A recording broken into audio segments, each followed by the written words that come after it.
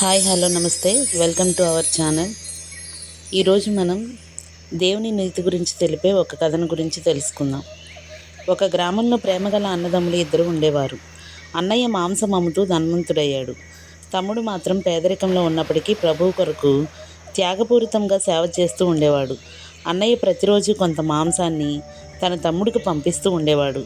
ఇలా కొన్ని సంవత్సరాలు గడిచిన తర్వాత ఒకరోజు అన్నయ్య తన తమ్ముడిని చూడటానికి వెళ్ళాడు.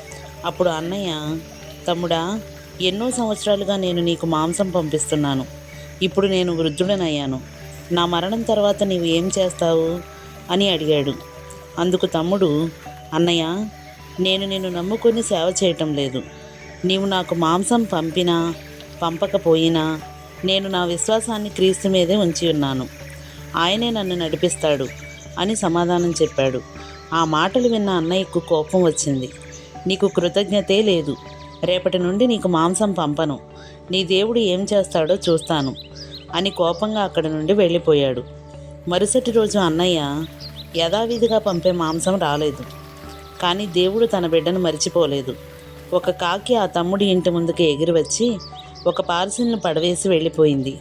అందులో ఆ రోజుకు సరిపడా మాంసమే కాకుండా వంట చేసుకోవడానికి కావలసిన ఇతర సామాగ్రి కూడా ఉంది.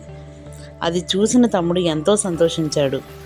తన తమ్ముడు ఆకలితో ఉంటాడని అనుకున్న అన్నయ్య మధ్యాహ్న సమయంలో అతన్ని చూడటానికి వచ్చాడు. కానీ అక్కడికి వచ్చి చూసేసరికి తమ్ముడి ఇంట్లో విందు జరుగుతుంది.